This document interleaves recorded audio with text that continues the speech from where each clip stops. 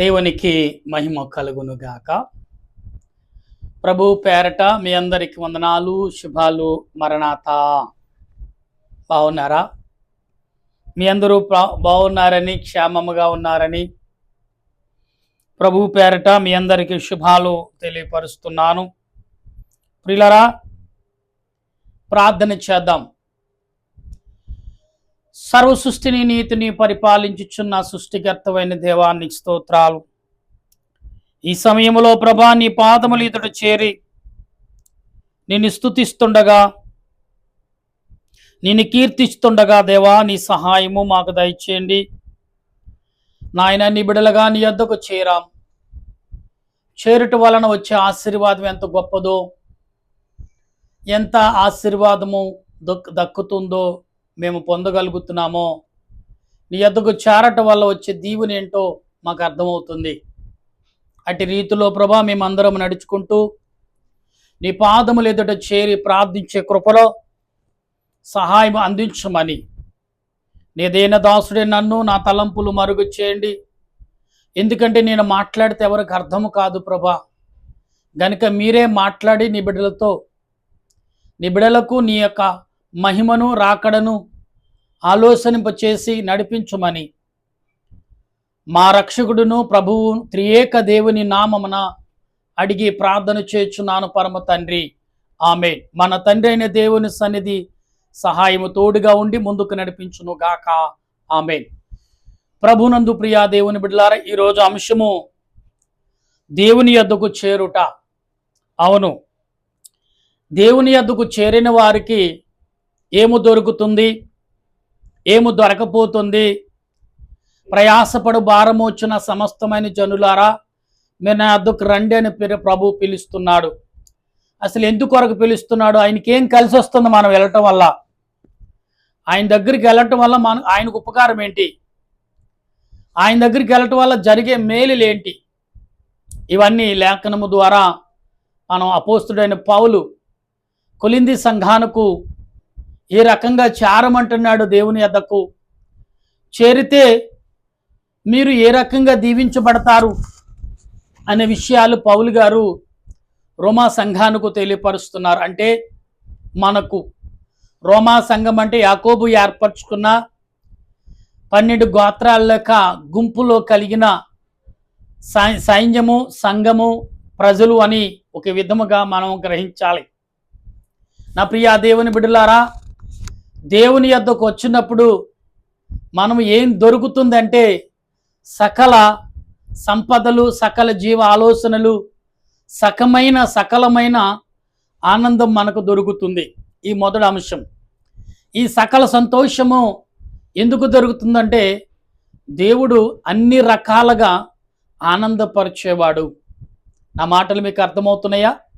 దేవునికి మహిమ కలుగునుగాక. అందుకే దావదశయ్య గారు అన్నారు, తనువు నాదిదిగో కొనిమి ప్రభువా.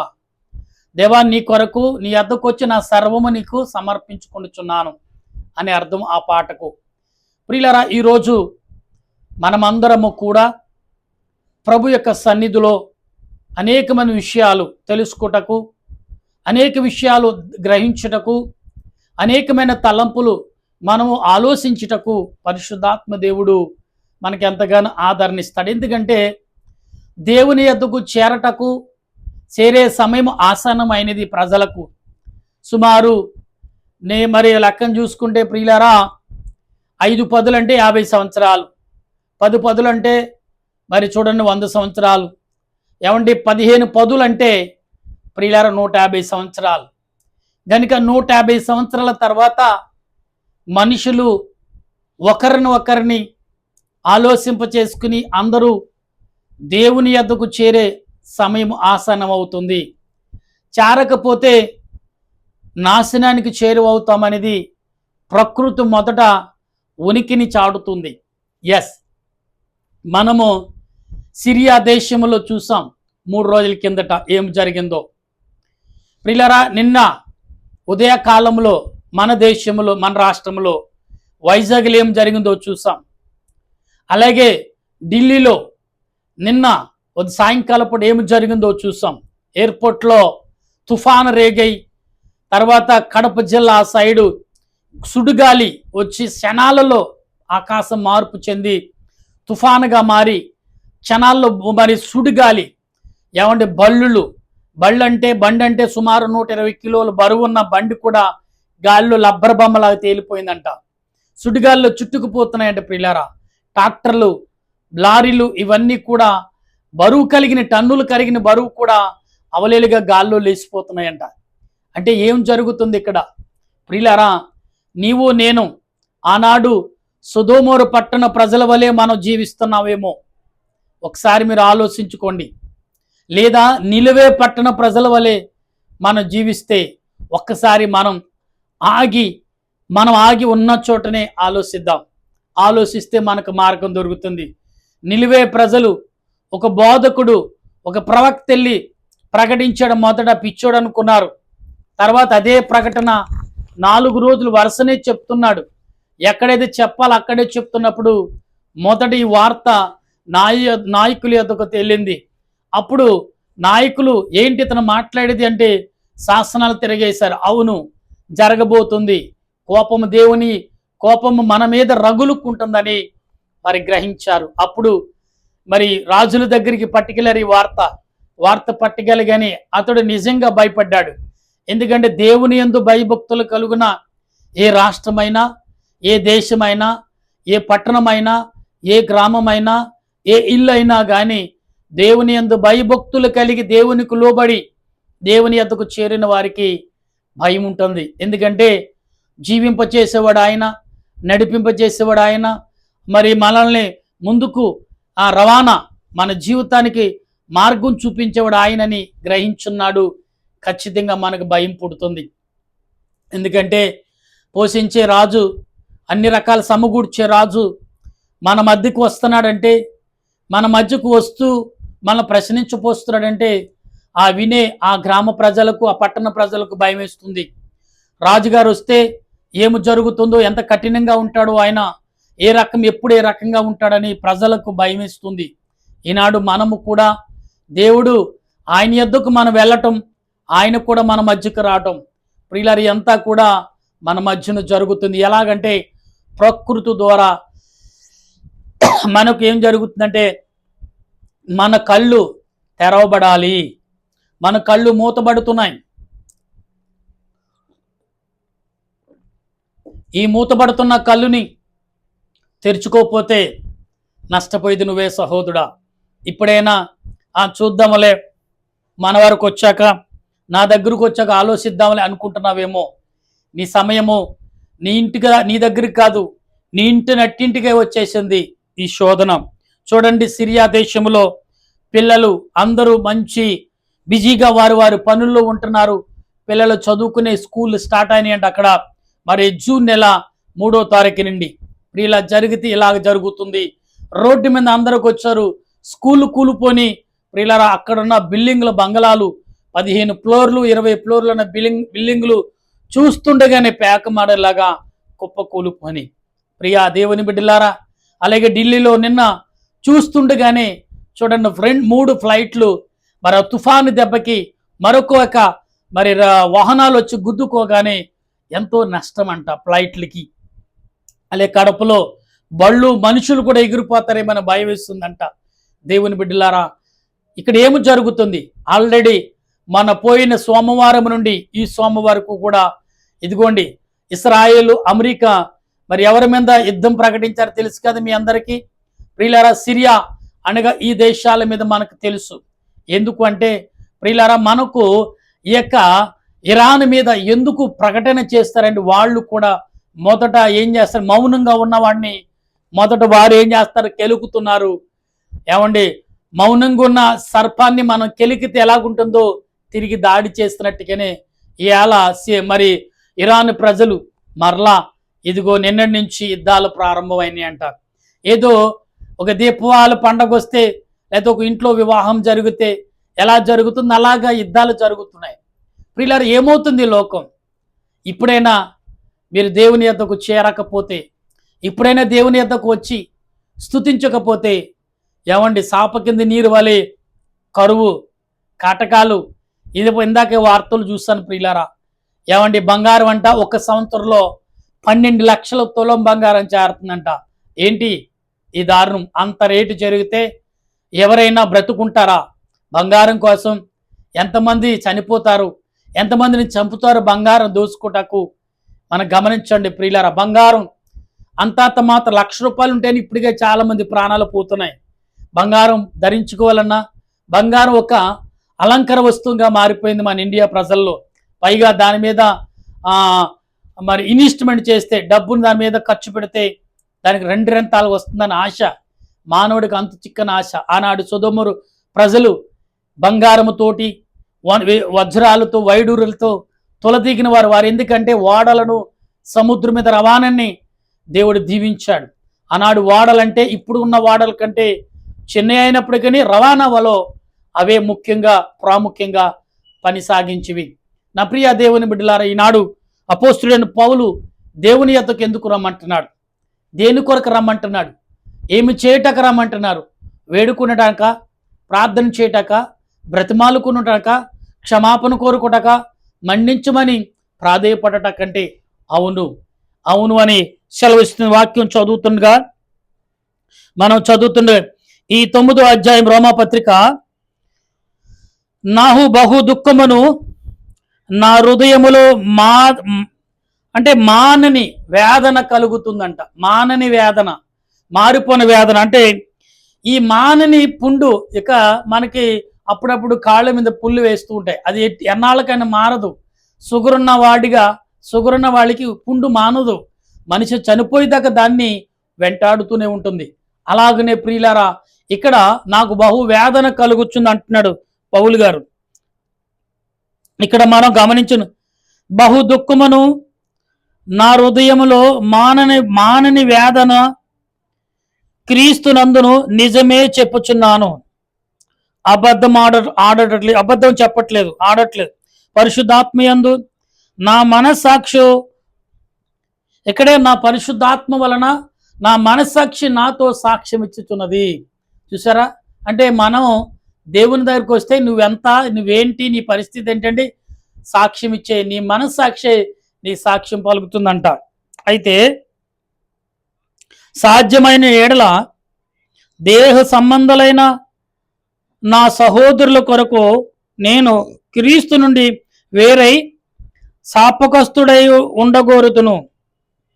ఇది చూసారని ఇక్కడ దేవుని యందు వేరే అంట, నా సహోదరుల కొరకు నేను శాపకస్తుని అవటాకు సిద్ధపడిపోడు అపోస్తలుడైన పౌలు. అంటే దైవజనుడు ప్రజల కొరకు మరణించటకు, ప్రజల కొరకు శోధించబట్టకైనా సిద్ధపడిపోడు. సాతాను చేతిలో ఏ రకమైన అవటాకు, అంటే తన బిడ్డల కొరకు, తన స్నేహితుల కొరకు, తన ప్రజల కొరకు ఆనాడు యేసు ప్రభు రక్తం కార్చాడు. నేను కార్చితే ఏముందని అపోస్తలుడైన పౌలు అంటున్నాడు.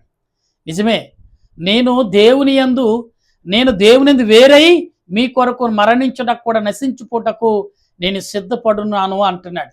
ఇవాళ మనం ఎలా ఉన్నాం అంటే, ఇశ్రాయేలీయులు దత్తపుత్రత్వమును, మహిమయు, నిబంధనలను, ధర్మశాస్త్రము ప్రధానములను, అర్చన ఆచారములు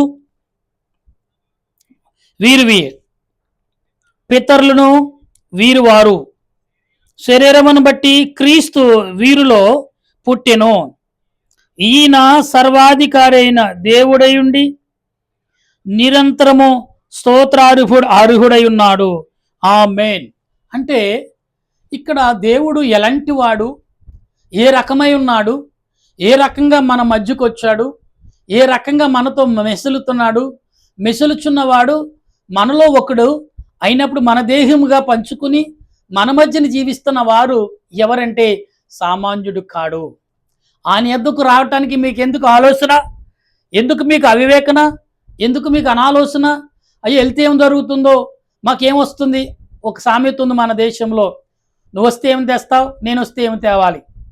ఇదే అంటే, నువ్వు వస్తే ఏమి తెస్తావు, నేను వస్తే ఏమి తేవాలి. ఇది ఒకటి బాగా పాపులర్ అయిపోయింది. ఎందుకంటే నా ప్రియ దేవుని బిడ్డలారా, మనుషులు ఎలాగున్నారంటే, మనుషులు నీ దగ్గరికి వస్తే నాకేమొస్తుంది, నీవు నువ్వు నా దగ్గరకు వస్తే నీకేమి ఇవ్వాలి అనే రీతిలో మాట్లాడుతున్నారు. ఎంత దారుణంగా ఉంది చూసారా.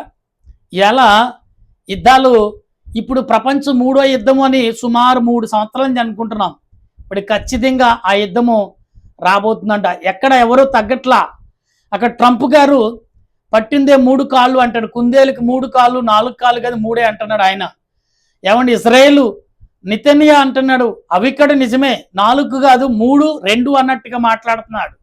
ఇరాన్ ప్రజలు కాదు మాదే పై చేయ మీరెందుకు పనికిరాని వారు అని, మేము అబ్రహాముకు ముందు మొదటి సంతానం మేమే అనే రీతిలో మాట్లాడుతున్నారు. ప్రియులారా ఇక్కడ మనం దాసికి కలిగిన సంతానమేమో ఏమండి ఇక్కడ ఇరాన్ వారుగా మనకు కనపడుతున్నారు. అబ్రహాము తన రక్తములో తీసిన సంతానం ఇశ్రాయేలు ప్రజలుగా మనం అబ్రహాము మనవుళ్ళు ముదు మనవులుగా మనం జీవిస్తుంటే ఇది కాదు మేమే మొదటి సంతానం అని వారు కాదని మనమని ఈ రకమైన కక్షలు పెంచుకున్నాం. ఇలా అందరము కూడా ఆయన తీర్పులో నిలబడవలసిన వారమే. ఆయన ఎద్దుకు వెళ్ళాలి, ఆయన ఎద్దుకు చేరాలి. అందుకే త్వరగా రండి ప్రియులారంటున్నారు. అందుకనే భూమికి ఆకాశానికి నీళ్లకు ఏమండి వృక్షాలకు గాలికి చెప్తున్నాడు ఇదిగో మీ దగ్గరున్న మనుషుల ఆత్మలను త్వరగా నా యొద్దకు పంపించండి అని దేవుడు ఆజ్ఞాపిస్తున్నాడు అండి. అందుకే అంటున్నారు నాకారు ఇదిగో ప్రభువా ఇదిగో ఆనాడు నిలువే ప్రజలకు అవకాశం ఇచ్చావు, ఆనాడు సొదొమ పట్టణం ప్రజలకు అవకాశం ఇచ్చావు, వాళ్ళు వినియోగించుకోలేదు నాశనం అయిపోయారు. వీళ్ళు వినియోగించుకున్నారు, భయభక్తులతో నీ యొద్దకు వచ్చారు, వారిని క్షమించావు, వారిని బలపరిచి దీవించావు.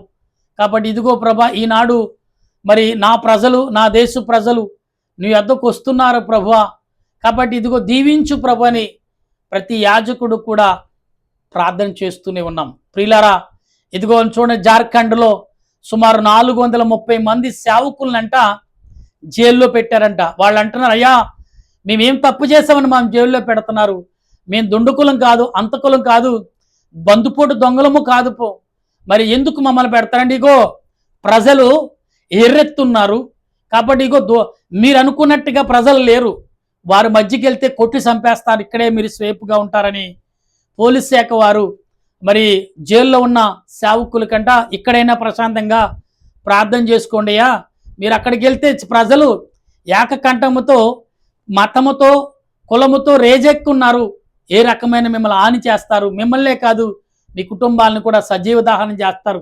కాబట్టి మీ ఇక్కడుండి మీ బిడ్డలను కాపాడుకోండి, మీ జీవితాలు కాపాడు దేవుడు మొదపెట్టండి.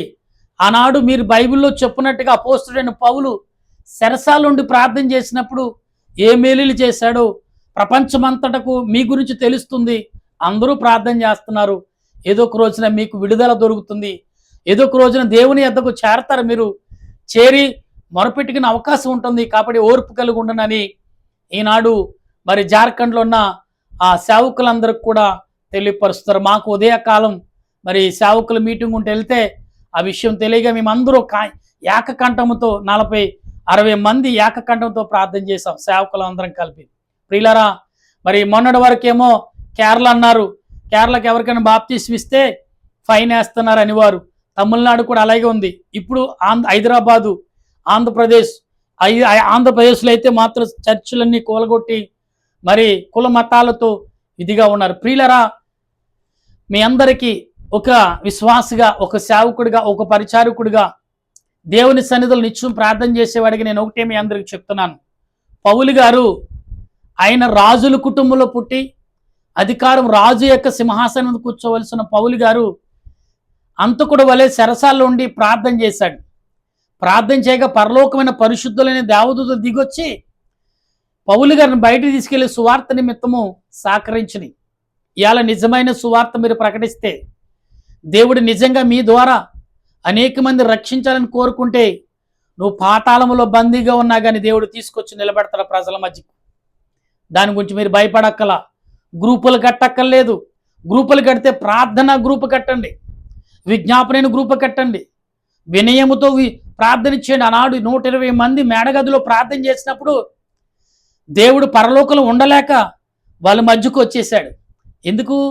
మానవుడు ప్రార్థన చేస్తే పరలోకంలో కూడా ఏమండి దేవదూతలు కూడా భూలోకానికి వచ్చేస్తారండి.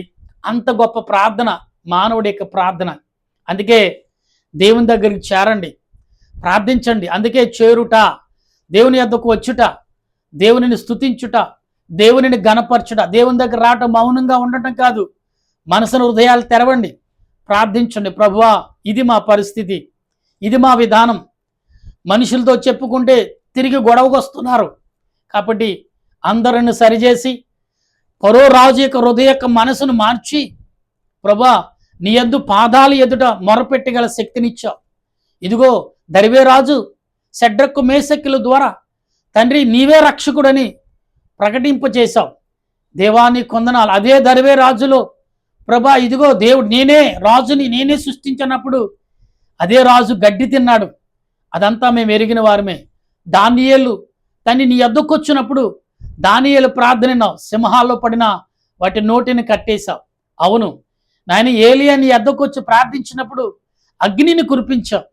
దేవ ఇలా చెప్పుకుంటూ ఉంటే ఇదిగో తమ సంసోను తండ్రి కళ్ళు తోడేసి అంధుడిగా నిలబెట్టి నేను ఒక స్తంభాలు కట్టినప్పుడు వేడుకుంటున్నాడు, అయ్యా నీ యొద్దకు చేరుతున్నాను నేను, నాకు ఒక్కసారి బలాన్ని ఇవ్వా. ఇదిగో నీ మీద వ్యతిరేకం చేసిన ఈ దుండుకులందరూ భూమి మీద అరువులు కారు నశింపు చేద్దాన్ని కోరుకున్నాడు. ప్రియులారా, ఇలా చెప్పుకుంటూ ఉంటే బైబిల్ గ్రంథంలో 66 పుస్తకాల్లో ఎంతో ఘనత ఉంది, ఎంతో మహిమ ఉంది, ఎంతో విలువ ఉంది, ఎంతో సంపాదన ఉంది, ఎంతో ఆరోగ్యం ఉంది, ఎంతో ఆశీర్వాదం ఉంది.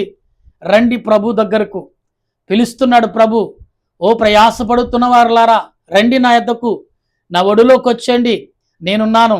శోధన వచ్చిందా బాధపడకు, చింత వచ్చిందా బాధపడకు, అనారోగ్యం వచ్చిందా నువ్వు అలసిపోకు, నేనున్నాను రా, నన్ను పిలు. లేదా అంతరాత్మగా నా యొద్దకు వచ్చేసి నిన్ను బలపరిచి ఏ దేశంలో నువ్వు అవమానపడ్డావో అదే దేశంలో రాజుగా చేస్తాను. ఇదిగో దావీదుని చేయలేదా, సొలొమోనుని చేయలేదా, ఎంతమందిని చేయలేదు, ఎంతమంది నీకు కావాలి అని ప్రభు చెప్పినట్టుగా నా ప్రియ దేవుని విశ్వాసులారా ప్రభు యొద్దకు రండి, ప్రార్థించండి, దేవుని సన్నిధిలో ఆశీర్వాదం పొందండి. అటువంటి ఆదరణ దేవదేవుడు మనందరికి అందించును గాక. ఆమేన్. ప్రార్థన చేసుకుందాం. పరిశుద్ధుడైన మా ప్రభువా నీ కొందనాలు. ఇంతవరకు నాయన నిజమే దేవా, నీ యొద్దకు వచ్చిన వారిని ఎన్నడూ త్రోసివేయనన్నాం. ప్రయాసపడుతున్న వారులారా నా యొద్దకు రండి అన్నాం. వచ్చిన నీ బిడ్డలను బలపరిచి ఈ లోకానికి ఈ సృష్టికే పరిచయం చేస్తున్నాం. ఇదిగో వీరే రాజులు, వీరికి లోబడండి అని చెప్తున్నాం. అవును ప్రభా దేవ, ఈనాడు యాక కంఠముతో ప్రజలందరూ యాక కూడికిని నీ యొద్దకు వచ్చే సమయం ఆసన్నమైనది. అందరూ నీ యొద్దకు వచ్చి ప్రార్థన చేసే కృపను తండ్రి, ఆనాడు పితరులైన వారు మా గురువులైన వారు యాక కంఠముతో ప్రభా ఇదిగో 7 రోజులు ప్రార్థన తండ్రి, 7 వారాలు ప్రార్థన, 7 నెలలు ప్రార్థన, లేదా 40 రోజులు ప్రార్థన అని ఇలాగ కొన్ని కూడుకులు పెట్టేవారు. ఉపవాసాల కూడుకులు, సన్నిధి కూడుకులు, విజ్ఞాపన కూడుకులు, ఆనందమైన కూడుకులు, లేదా ఆరోగ్యమైన కూడుకులు, ఇలాంటి అనేకమైన మీటింగ్లు పెట్టి అనేకులను రక్షించి వ్యాధుల నుండి, శోధన నుండి, కష్టము నుండి, నేను కలహాల నుండి తప్పించుకుని వారు ఎందరో సాక్ష్యాలు చెప్పేవారు. సాక్షులు ఎక్కడ వినపడట్లేదు, ఎవరు కూడా ఏ మాట కూడా నోరు కదపలేని వారు అయిపోయారు. కనుక దేవ అందరిని యొద్దకు వచ్చి స్తుతించే సమయం ఆసన్నమైనది. అన్ని నలుమూలల నుంచి ఆందోళన కనబడుతుంది. ఓ పక్కన మరి భూకంపాలు వస్తున్నాయి, ఓ పక్కన యుద్ధాలు జరుగుతున్నాయి, ఓ పక్కన తుఫాను వస్తుంది, ఓ పక్కన కరువు వస్తుంది అంటున్నారు, ఓ పక్కన ఒక రాష్ట్రంలో తండ్రి ఒక 10 కిలోమీటర్ల గ్యాప్లోనే ఓ పక్కన ఎండ కాసేస్తుంది, ఓ పక్కన తుఫాను వచ్చేస్తుంది. ఏమి జరుగుతుంది ప్రభా? రైతులు అంటున్నారు ఇక పంటలు వేయకండి, నష్టపోతారు, మీరు నష్టపోతారని ఈనాడు నిపుణులైన వారు చెప్తున్నారంట ప్రభా. దేవా ఆహారం కరువు రాబోతుందంట. దేవా ఏమి జరుగుతుంది ప్రభా? ఇప్పుడైనా ప్రజలందరూ కళ్ళు తెరిచి నీ పాదముల యొద్దకు వచ్చి ఆనాడు ప్రభా షడ్రకు మేషకు అబేద్నెగోలు నీ పాదములు ఎట్టుకుని కోరి ప్రార్థన చేసినప్పుడు అగ్నిలోంచి కాపాడే నీవు ఇదిగో మండుచున్న ఎండల నుండి, కరువు నుండి, కాటకాల నుండి, ఇబ్బందుల నుండి, ఈ యుద్ధాల నుంచి కాపాడి నీ బిడ్డలకి రక్షణ భాగ్యం దాయిచ్చమని దీనుడు నలుపుడు నా యోగుడిని ప్రభా. నా దేశ ప్రభులు 150 కోట్ల ప్రజలు, ఈ ప్రజలందరినీ తండ్రి ఇప్పత్తుల నుండి, శోధల నుండి, అప్పులు బాధల నుండి, కలహాల నుండి, కరువు నుండి తప్పించి నీ రెక్కల నీళ్ళలో కాపాడమని నిలివే ప్రజలకు ఇచ్చిన ఆశీర్వాదం నీ బిడ్డలైన వారికి, మా దేశ ప్రజలకు, మా స్నేహితులకు, మా బంధుమిత్రులకు, అన్నాదమ్ములకు, అక్కాచెల్లు అందరూ నా రక్త సంబంధులే. అందరకు నీ ఆత్మ నడిపింపు దాయిచ్చమని మా రక్షకుడును ప్రభువైన యేసుక్రీస్తు నామమున అడిగి బ్రతిమాలి ప్రార్థన చేస్తున్నాను పరమ తండ్రి. ఆమేన్. పరలోక మా పరమ తండ్రి, నీ నామను పరిశుద్ధపచ్చునుగాక, నీ రాజ్యం వచ్చునుగాక, నీ చిత్తం పరలోకమందు నెరవేరినట్లు భూమి యందు నెరవేరిన గాక. మనుషుడు మాకు దయచేయం. ఇలా ప్రార్థన చేసేవారిని క్షమించిన ప్రకారం మా ప్రార్థన క్షమించము, శోధనకి ఏం తప్పించము. రాజ్యము, శక్తి, మహిమ నేంత నీవు నావు తండ్రి. ఆమేన్. ఏ శ్రతమే జయము, అపాధికులేం ప్రవేశరత్మే జయము, అపాధికులేం ప్రభు సంపూర్ణ విజయం, అపాధికులంతక నాశనం. హల్లెలూయా, హల్లెలూయా. స్తోత్రం, స్తోత్రం. ఆమేన్, ఆమేన్, ఆమేన్. మన తండ్రి అయిన దేవుని ప్రేమ, త్రియేక దేవుని కృప, పరిశుద్ధాత్మ అన్యోక జీవితం ఇప్పుడు ఎల్లప్పుడు ప్రార్థించిన నీ వద్దకు వచ్చిన ప్రతి బిడ్డకు నీ ఆత్మ నడిపింపును తోడుగా, రక్షణగా, మేలుకరముగా ఉండి నీ రాకడకు సిద్ధపరచును గాక. ఆమేన్, ఆమేన్, ఆమేన్. మీ అందరికీ వందనాలు. మరణాత ప్రియమైన స్నేహితులారా, నిజంగా దేవుని యొద్దకు దేవుని యొద్దకు చేరే సమయం ఆసన్నమైందండి. చూడండి, ఈరోజు చాలా వార్తలు చూసాం. నిజమేనండి. మరి ఇరాను అమెరికా యుద్ధాలు, మరి ఇస్రాయేల్ యుద్ధాలు మళ్ళీ చాలా తీవ్రంగా రాత్రి నుంచి జరుగుతున్న యుద్ధాలు. ప్రియులారా, మన దేశంలో ఆయా దేశాల్లో మన ప్రజలు ఉన్నారు. మన ఇండియా ప్రజలు పొట్ట చేత పట్టుకుని వెళ్ళి వారు చాలామంది ఉన్నారు. ప్రార్థిద్దాం. అలాగే ఒక రకం నుంచి ఇదిగో ఎండలు ముదిరిపోతాయి అంటున్న, వర్షాలు వస్తాయి. ఎందుకు వస్తాయో తెలియదండి. సముద్రం సుమారు 40 మీటర్లు, సుమారు 120 మీటర్లు వెనక్కి వెళ్ళిపోయిందంట. అంటే సునామీ సూచనలు ఉన్నాయంట. ఎక్కడేం జరుగుతుందో, తుఫాన్ వస్తుందంట. వైజాగ్ సముద్రం ఉన్న చోటల్లా భయంకరమైన సుడిగాలితో కలిపిన తుఫాన్లు వస్తాయంట. సునామీ వస్తుందని ఆల్రెడీ నిపుణులైన వారు భయపడుతునేవారు. నిజంగా ప్రజలు భయపడితే వాళ్ళకేమొస్తుందండి? నిజంగా విషయాలు చెప్తున్నారు. వార్తలు చెప్తుంటే వాళ్ళు సనుగుతుకుండా, మరి మాటలు తాటేయకుండా మాట్లాడుతుంటే కంగారు పడుతుంది. ప్రియులారా, అంతమొద్ద సమీపించిందంటే దేవుడి అంతము చేయడు ప్రజల్ని. కానీ మీరందరూ దేవుని యొద్దకు వచ్చే వరకు కూడా ఈ కార్యం, ఈ దాడి జరుగుతూనే ఉంటుంది. ఇది దేవుడు చేస్తున్నాడా, దురాత్మలు చేస్తున్నాయా మనం ఆలోచించకుండా దేవుని యొద్దకే మన గురి, ఆయన ఎదుటే మన గురి కలిగి ఉంటే ఖచ్చితంగా మనమే కాదు అనేకులని కాపాడి పరలోక రాజ్యానికి వారసులుగా సిద్ధపడతాం. అట్టి కృప దేవదేవుడు మనందరకు అందించి బలపరచునుగాక. ఆమేన్. అందరికీ మరణాత.